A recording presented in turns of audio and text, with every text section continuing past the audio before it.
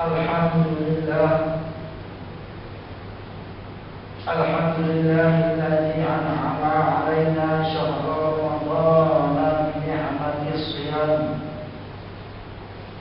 Fafaddala ayyamahu 'ala sa'iril ayyam.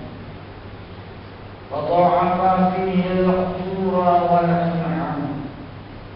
Fasyara'a fi nahari siyam wa bil layali al-qiyam.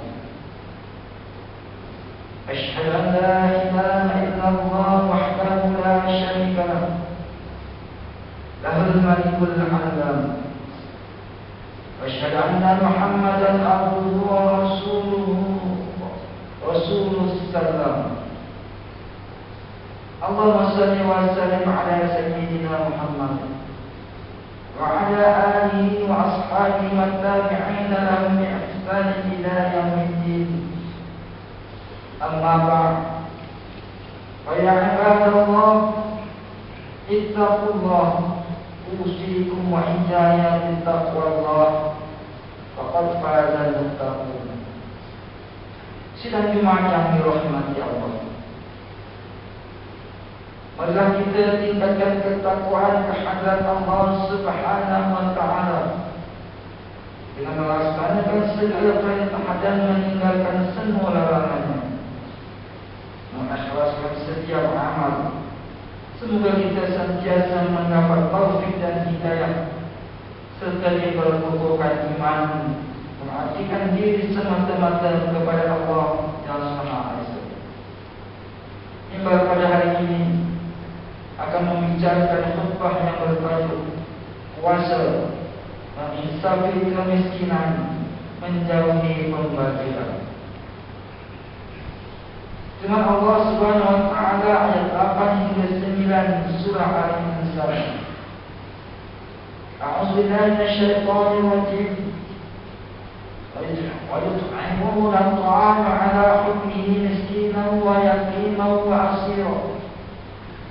Innama nut'imukum liwajhi Allahi la nuridu minkum jazaa'an wa la syukura. Shadaqallahul 'azim.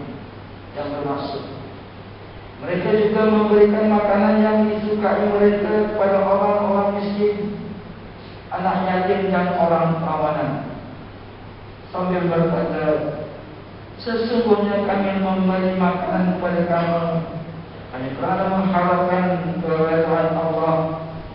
Kami tidak berharap sebarang balasan dan ucapan terima kasih daripada kamu. Sidang Jumat yang dikasihi, Ramadan telah memasuki hari yang ke-9. Bermakna sudah 8 hari umat Islam menyempurnakan ibadah puasa, berkandung berbagai kebaikan serta hikmah dalam ibadah puasa. Antaranya menginsafkan ummah agar dapat memahami arti kesusahan serta arti berlapar kerana tiada makanan. Semoga keinsafan tersebut akan menyemayakan rasa kasih dan insan dalam jiwa kita. Seterusnya jiwa kita dapat menghayati kesusahan yang selama hari ini dialami oleh golongan fakir miskin. Semoga rasa insaf melalui pengalaman berlapar dan berdahaga akan meningkatkan rasa syukur akan lebihan nikmat rezeki kurniaan ilahi kepada kita, lalu mendorong hati kita bersifat pemurah untuk menghulurkan bantuan agar dapat meringankan derita kesusahan fakir miskin.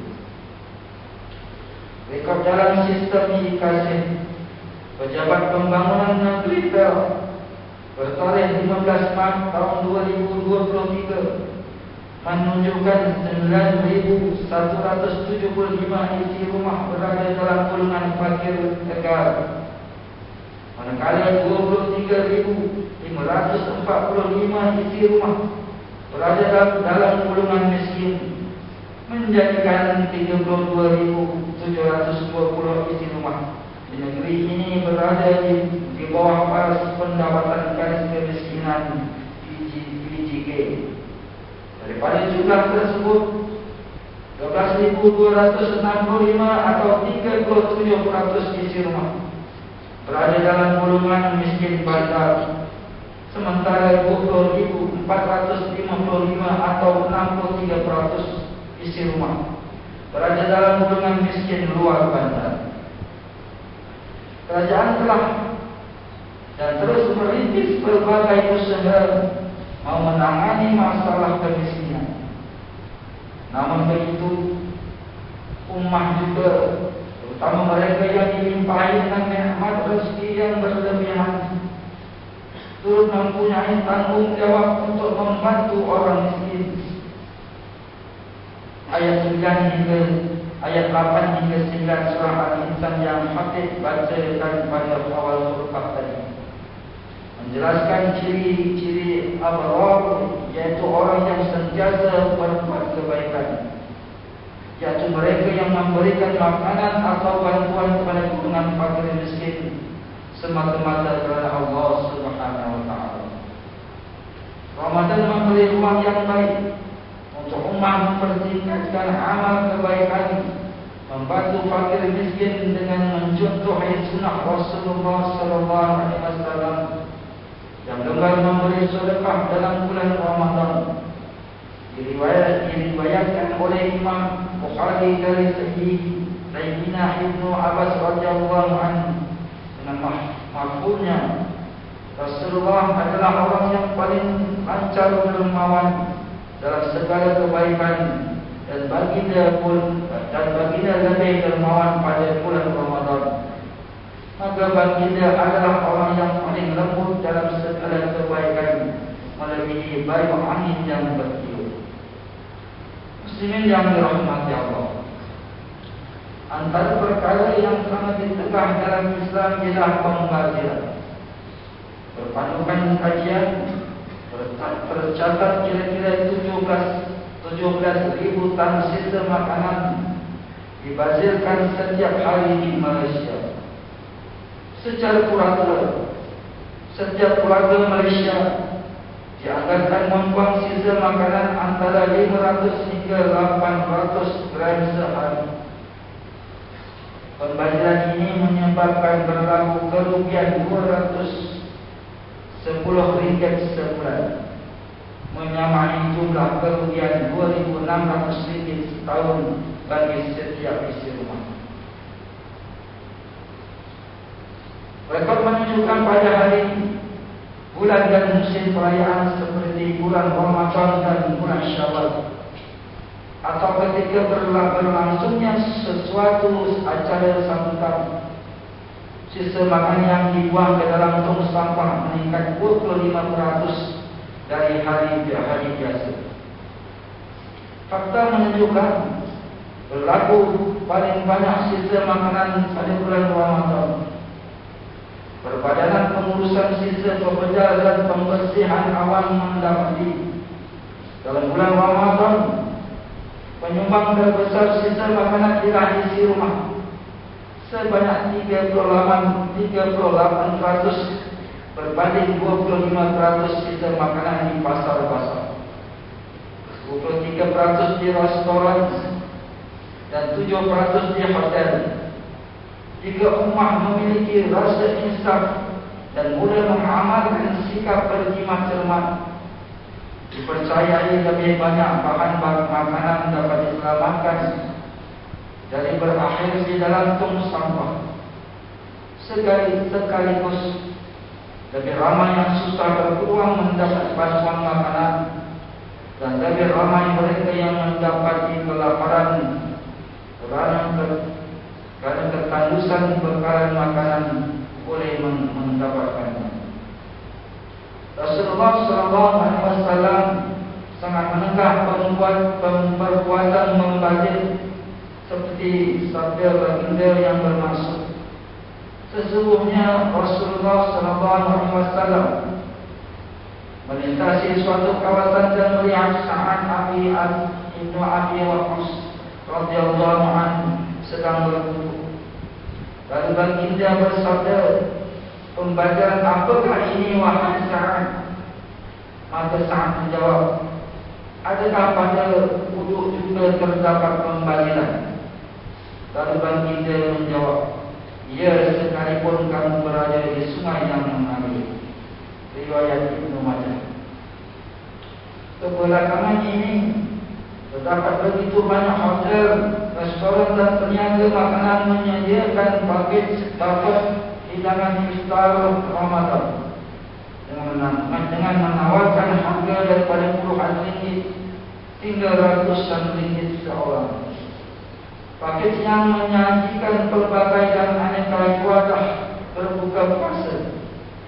Diperhatikan banyak makanan yang tertinggal ketinggalan, makanan yang tidak dapat dihabiskan oleh pelanggan, dan lalu berlaku pembaziran. Diperhatikan juga pelanggan kuda yang telah membayar harga paket yang mahal, mengamalkan budaya tidak sehat, mengambil makanan secara berlebihan. Suasana ini memerlukan berbagai tahap bermuhasabah. Dihargai usaha berbagai pihak menyediakan paket Ramadan untuk memudahkan umat melakukan berbuka puasa secara berkumpulan yang dapat meningkatkan hubungan silaturahim. Namun tujuan perniagaan dan tujuan mendapatkan keuntungan jangan sampai merosakkan tujuan utama dan tujuan sebenar ibadah puasa. Berbuka puasa jangan sampai dijadikan pesta makanan untuk memenuhi naluri dan nafsu. Sedarilah wang yang dibelanjakan secara terlalu berlebihan.